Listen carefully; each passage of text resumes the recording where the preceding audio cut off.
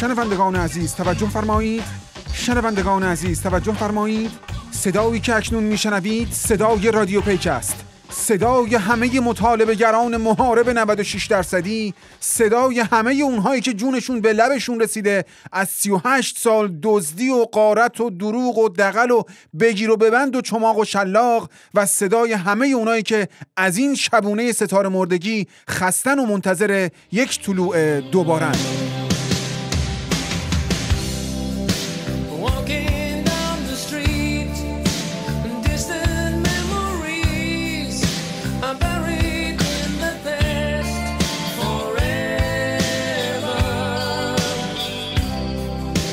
خب دوستان سلام، احوال شما؟ عقر بخیر، دماغتون چاقه، اوضاع رو به راهه. در هفته گذشته انواع و اقسام خبرها رو داشتیم، از دنده عقب گرفتن شیخ فری که خرش از پل گذشته، تا شاخ به شاخ شدن عظما با کشورهای منطقه، تا خبرهای دردناکی مثل انفجار کابل و خبرهای خوبی مثل پیروزی آتنا دائمی بعد از 54 روز اعتصاب غذا. سلام رادیو پیک، ممنون برنامه رادیویی فوق‌العاده‌تون. همونطور که فرخان دادی، مطالبه من از روحانی آزادی آتنا دختر ایران به همراه تمامی زندانیان سیاسیه.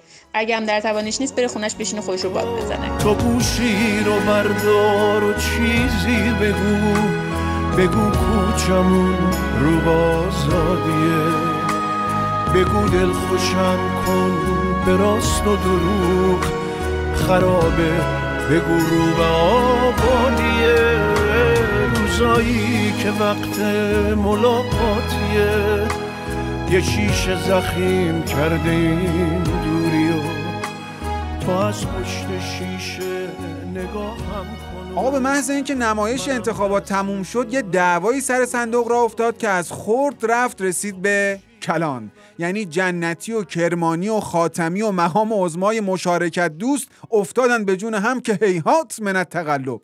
این مقام عظمای وراجیت همون کسیه که سال 88 برگشت گفت اصلا سازوکار انتخابات تو ایران طوریه که امکان جابجایی رأی میلیونی نیست. حالا این دفعه همون با نوچه‌هاش در اومد که رأی رئیسی 19 میلیون بوده، رأی روحانی 21 میلیون. حالا اینکه این وسط مسطا 1 میلیون رأی ناپدید شد هیچی، اما این ادعا که 6 میلیون رأی جابجا شده معنیش رنگی شدن راهنمودهای مقام عظماست. آبراهام دراکولا که سالها تو قوه قضاییه اول محکوم میکرد بعد دنبال مدرک میگشت، اینجا هم اول گفت تقلب شده بعد رفت دنبال مدرکش. اما دیدن قضیه داره کش پیدا میکنه و عظما مثلا حال و حوصله این حرفا رو نداره و مریضه، گفت آقا تموم کنید بره، اصلا نخواستیم دیگه آقا. به ناگهان همه علما از امام کلفت تا امام باریک و خلفا و وکلا و رؤسا چنان تمکین مداری پیشه کردند که الگوی زیبایی از اعتراض قانونی در مردم سالاری دینی در برابر چشم جهانیان قرار گرفت. بالا رفتیم دوغ بود، قصه ما بوغ بود، پایین اومدیم ماست بود، هرچی دلش خواست بود. یکی بود یکی نبود، زیر گنبد کبود، لخت و اور تنگ غروب، 3 تا پری نشسته بود، هر یار گوش نتونه هر یار. مقام عظما گوشه بیت رهبری طویله دارن که توی اون طویله خری رو نگهداری میکنن. البته تو بیت گاو هم زیاده ها، حالا بعداً به اون گاو هم میپردازیم، اما فقط همون یه دونه خر هست که توی طویله هست. هر 4 سال یه بار این خره رو یه ماه قبل از انتخابات میارن بیرون و میفرستن که از روی پل دموکراسی رد بشه. تو 1-2 ماه قبل انتخابات هر کی هر کاری دلش بخواد میتونه انجام بده و کشور به مدت 2 ماه از جمهوری اسلامی ایران تبدیل به پادشاهی دموکراتیک سوئد میشه.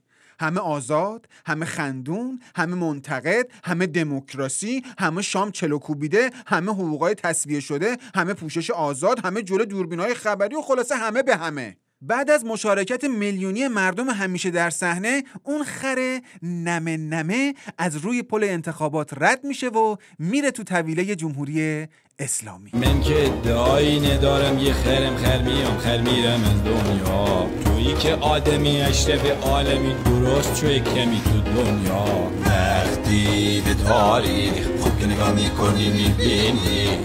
آره دیگه، از فردای انتخابات شروع شد.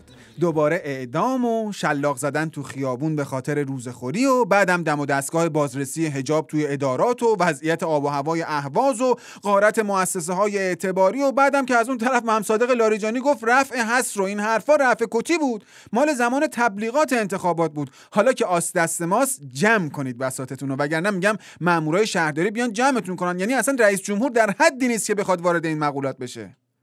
خلاصه تا همین جای کار معلومه که قپیای روحانی که هی میگفت آی بذارید آزاد باشن و شادی کنن و من وکیلم و اومدم از حق مردم دفاع کنم و ال کنم و بل کنم و جیم بل کنم، اینا همه حرفای باد هواست. اصل حرف اینه که خر مقام عظما از روی پل دموکراسی رد شده و برگشته به بیت. خواستیم در جریان باشید که تا بیرون اومدن دوباره آقا خره زدن این حرفا قدغنه. آبی دریا قدغن، شوق تماشا قدغن، عشق دو ماهی قدغن، با هم و تنها قدغن، برای عشق تازه اجازه بی اجازه، برای عشق تازه اجازه بی اجازه. از خر عظما گفتیم، اما ادبیات طویله‌ای عظما فقط به این موضوع محدود نمیشه. در بیانات ولی امر مسلمین جهان فرازهای گاوی هم وجود داره. همونطور که خودشون هم گفتن مثل گاو شیرده، شیرشون رو میدوشن، وقتی که دیگه شیر نداشتن ذبحشون میکنن. عظما جوری به اینا میگه گاو شیرده، انگار جمهوری اسلامی گاو شیرده روسیه و آبربانک بشار اسد و سید حسن نصرالله نیست. یعنی شما همین فایل صوتی رو داشته باشی، هر جای دنیا بری بگی این صدای حاکم کشور منه، 2 سوت بهت پناهندگی میدن. حالا این حرفا رو عظما کی زد؟ وقتی که شیخ فری داشت جست تعامل با کشورهای منطقه و تنش زدایی و این حرفا میگرفت. منظور آقا این بود که مستر پرزیدنت پلیز شات آپ، پاتو از گلیمت درازتر نکن که میام برات. حالا عین همین رو ما تو سند 20 هم داشتیم. شیخ فری رفته بود چشمک و چراغ که 60 عظما خبردار شد و پشمک و چماق. شیخ فری هم سری ماستا رو کیسه کرد، گفت امر مقام عظمای ولایته. یعنی این تلاش و همت روحانی برای پاسخگویی به مطالبات عظما واقعا چشمگیره. فکر کنم تنها وعده انتخاباتی که تا الان روحانی عملی کرده همونیه که گفت میخوام روزی 10 بار به دستای رهبری بوسه بزنم. خلاصه مقام عظماست و تو محل چشمون تو چش همدیگه میفته، تو رو درباسیم با همدیگه. خلاصه نه نمیتونه بهش بگه. من به تو نه نمیگم، نه به تو نه نمیگم، من به تو نه نمیگم، نه به تو نه نمیگم، من به تو نه نمیگم، نه به تو نه نمیگم. شیخ فری معتدل خوشخنده هسته‌ای در اولین وعده پسا انتخاباتیش گفته که تا سال 1400 فقر رو ریشه‌کن میکنیم. البته این وعده رو 40 سال پیش خمینی هم داده بود. بعد از اونم هر 8 سال یه بار یه آخوند جدید این وعده رو داد. چیز جدیدی نیست. اما خب از اونجایی که شیخ بنفش کلید دستشه، لابد این دفعه اجراییش میکنه. یارانه رو قطع میکنه و با پولش مثلا برای گورخوابها قبر سانروفدار تدارک میبینه. برای گرفتاران اعتیاد گشت سیار توزیع مواد مستقر میکنه. برای زنان سرپرست خانوار کابینت خونه‌شون رو رنگ میکنه. اون قسمتی از قبض برق که مربوط به لامپ داخل یخچال که خاموش روشن میشه رو پولشو نمیگیره. واسه اینکه فقرا هم بتونن مسافرت برن، توزیع بلیت رایگان قم و جمکران با یه وعده ناهار و از این کارا دیگه. البته ما هم مثل شیخ حسن معتقدیم که به زودی ریشه فقر کنده میشه، چون ریشه این فقر تو همین حاکمیت بی ریشه است. اما اون چه که برقراره ساقه و برگ و ریشه ایرانیه. ایرونی ساقه و برگ و ریشه، ساقه از ریشه جدا نمیشه. ایرونی ساقه و برگ و ریشه، ساقه از ریشه جدا نمیشه. روزگارمون پاییزی میشه اما هیچ وقت زمستون نمیشه. ایرونی برقراره همیشه، هیچکی مثل ایرونی نمیشه، هیچکی مثل ایرونی. استخدام سراسری در سراسر کشور برخلاف ادعاهای دشمنان نظام و یاوه‌گویان شرق و غرب، رئیس جمهور دکتر روحانی به عهد خود با طرفدارانش وفا کرد. حماسه اشتغال زایی نهاد ریاست جمهوری در نظر دارد تعداد 10,000 نفر از جوانان فارغ التحصیل کاردانی و کارشناسی در رشته‌های حسابداری مالی، برق صنعتی، برق الکترونیک، جوشکاری، پرورش گل و گیاه، تکنسین پزشکی، حقوق، نقشه کشی، خلبانی و فیزیک هسته‌ای را برای چوپانی در مقاطع فوق حرفه‌ای استخدام نماید. مدارک لازم جهت ثبت نام، مبلغ 400,000 ریال، شلوار کردی، کتری سیاه، مهارت در سود زدن، دبه آب، چوب دستی، سابقه 3 سال اقامت در کوه، عکس با گوسفند 6 قطعه، در ضمن داشتن سگ الزامی میباشد. نخند آقا، چرا میخندی؟ حالا آقای روحانی به بعدش عمل کرده شما مسخره میکنی؟ برو مدرکتو کامل کن بیکار نمونی. باریکلا.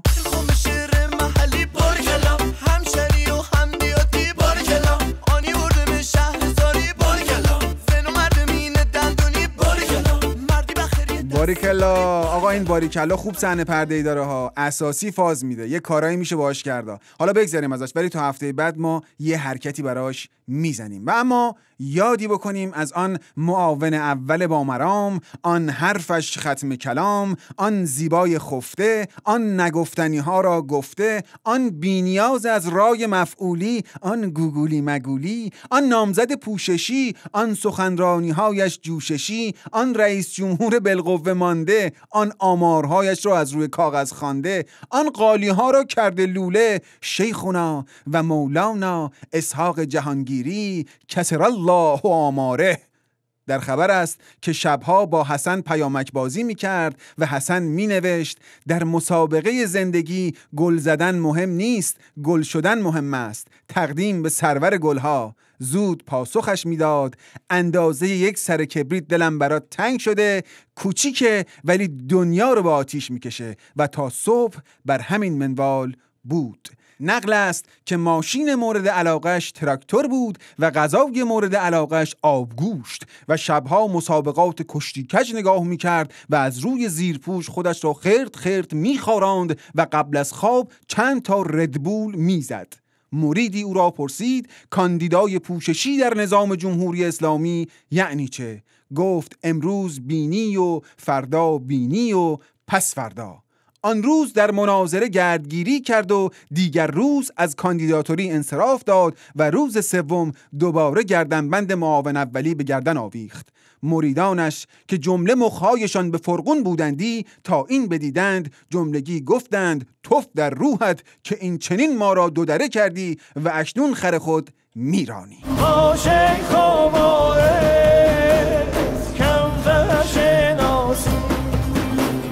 یا جام ماده یا قصه کوتاه با شیخ و باعث کم فشناسی یا جام ماده یا قصه کوتاه. بله، اینم از حضرت حافظ و این تصنیف بسیار زیبا. کلن حافظ ویژگی‌های جالبی داشته. از یه طرف خیلی درویش و ساده، بعد از اون طرف خونه نشین، اصلا هم اهل مسافرت و اینا نبوده. بعد خیلی هم دست و دلباز بوده تا جایی که تو اون غزلش میفرماید اگر آن ترک شیرازی به دست آورد دل ما را، به خال هندویش بخشم سمرقند و بخارا را. بعد میگن صاحب تبریزی که شنیده شاکی شده، کامنت داده براش که اگر آن ترک شیرازی به دست آورد دل ما را، به خال هندویش بخشم سر و دست و تن و پا را. هر آن کس چیز میبخشد زمال خیش میبخشد، نه چون حافظ که میبخشد سمرقند و بخارا را. آقا این داستان مثل که بیخ پیدا میکنه، میرسه به گوش شهریار. شهریارم برمیگرده میگه اگر آن ترک شیرازی به دست آورد دل ما را، به خال هندویش بخشم تمام روح اجزا را. هر آن کس چیز میبخشد به سان مرد میبخشد، نه چون صائب که میبخشد سر و دست و تن و پا را. سر و دست و تن و پا را به خاک گور میبخشند، نه بر آن ترک شیرازی که برده جمله دلها را. حالا یه شاعر دیگه هم جدیدن اومده بدل زده رو همه که خالی از لطف نیست. بشنوید. گفته اگر آن ترک شیرازی به دست آورد دل ما را، خوشا بر حال خوشبختش به دست آورد دنیا را. نه جان و روح میبخشم نه املاک بخارا را، مگر بنگاه املاکم چه معنی دارد این کارا. و خال هندویش دیگر ندارد ارزشی اصلا، که با جراحی صورت عمل کردند خالها را. نه حافظ داد املاکی نه صائب دست و پاها را، فقط میخواستند اینها بگیرند وقت ماها را. آقا ما مخلص حافظ و صائب و همه مفاخر ادب و فرهنگ ایران زمین هم هستیم. ما برو بریم. مرو چه سبب زود میبروی، بگو که چرا دیر آی نفس زده ام ناله ها ز فرقت تو زمان شده ام بیرخ تو سودایی. آقا همین الان به ما خبر رسید که سند 2030 بر اساس منویات مقام عظمای ولایت دوباره تنظیم شد و بعدم که مثلا که اجرایی شده. الانم یه دانش آموز اینجاست که می‌خوایم تاثیر این سند 2030 ولایی رو بر آموزش ایشون ببینیم. خب کوچولو شما به من بگو ببینم عزیزم پتروس کی بود؟ آقا اجازه داستانش طولانیه. بگو عزیزم. آقا اجازه پتروس یه کودک فلسطینی فداکار بود که وقتی گرگ به گوسفنداشون تو هلند حمله کرد پیرنشو در آورد، آتیش زد، رفت زیر تانک، انگشتشو کرد تو چش راننده قطار، بعدم خرمشهر آزاد شد، شاه هم فرار کرد، بعد رفتیم دفاع مقدس، بعدش هم که احمدی نژاد اومد، بعدم تحریم مجدد 10 ساله شدیم، بعدم رفتیم کلاس حاج سعید طوسی و روحانی دوباره رئیس جمهور شد. روحانی متشکریم که نگران منی که نگیر دلم. نگران منی که نگیر دلم، واسه دیدن تو داره میره دلم. نگران منی مثل بچگیام، تو خودت میدونی من ازت چی میخوام. دوست شنونده یک داستان کوتاه برای ما فرستاده و نوشته که این حکایت کاندیداهای ریاست جمهوری تو نظامه که در دوره انتخابات تا دلتون بخواد وعده وعید میدن، اما همین که آب از آسیاب میفته همه چی رو فراموش میکنن. داستان از این قراره. میگن یه روزی مردی گله‌شو میبره به صحرا و میرسه به یک درخت گردوی تنومند. خلاصه میره بالا و مشغول گردو چیدن میشه که یک دفعه یک گردباد سختی میاد و این آقا هم تا میاد از درخت بیاد پایین باد میزنه شاخه و درخت و به یمین و یسار میبره. آقا این میبینه وضعیت خیلی ناجوره، ممکنه بیفته پایین. یه دفعه از دور چشش به یه امامزاده میفته. رو میکنه به امامزاده میگه ای امامزاده اگه از درخت سالم بیام پایین گله‌مو نذرت میکنم. یه ذره باد آروم میشه، طرف میرسه به یه شاخه قوی‌تر و یه جای پایی پیدا میکنه و رو میکنه به امامزاده میگه امامزاده خدا راضی نمیشه که زن و بچه من بیچاره از گشنگی بمیرن بعد تو صاحب گله من باشی. آقا من نصفشو بهت میدم، نصفشم برای خودم. خلاصه زمان میگذره و یه خورده دیگه میاد پایینتر و نزدیک تنه درخت که میرسه میگه امامزاده نصف گله رو آخه چطور تو میخوای نگهداری کنی؟ اونم خودم نگه میدارم، به جاش کشک و پشم نصف گله رو نذرت میکنم. یه ذره که باز میاد پایینتر هوا آرومتر میشه، میگه آخه نمیشه که ما هیچ مزدی نداشته باشیم، کشکش مال تو پشمش مال من. خلاصه وقتی کامل از درخت میاد پایین و پاش به زمین میرسه میگه چه کشکی چه پشمی، ما از حول خودمون یه غلطی کردیم، غلط زیادی که جریمه نداره قربون شکلت برم. الا برکت الله. قدیما حرف و شیرین چون عسل بود، میونه مردم این ضرب المثل بود.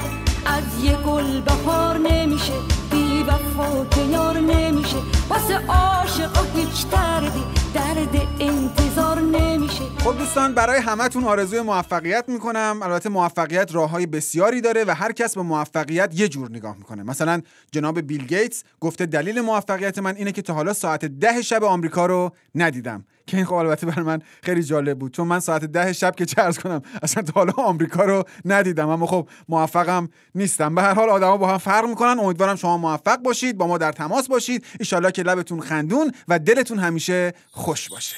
من با خیالت دل خوشم، از خواب بیدارم مکن، محروم از رویای خود در این شب تارم مکن.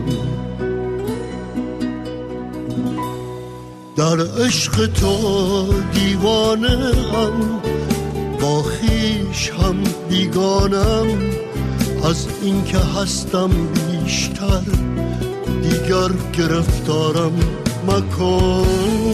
من بی تو یعنی مردگی، آوارگی، سرخوردگی، مانند برجی بی رمق، بر خویش آوارم مکن.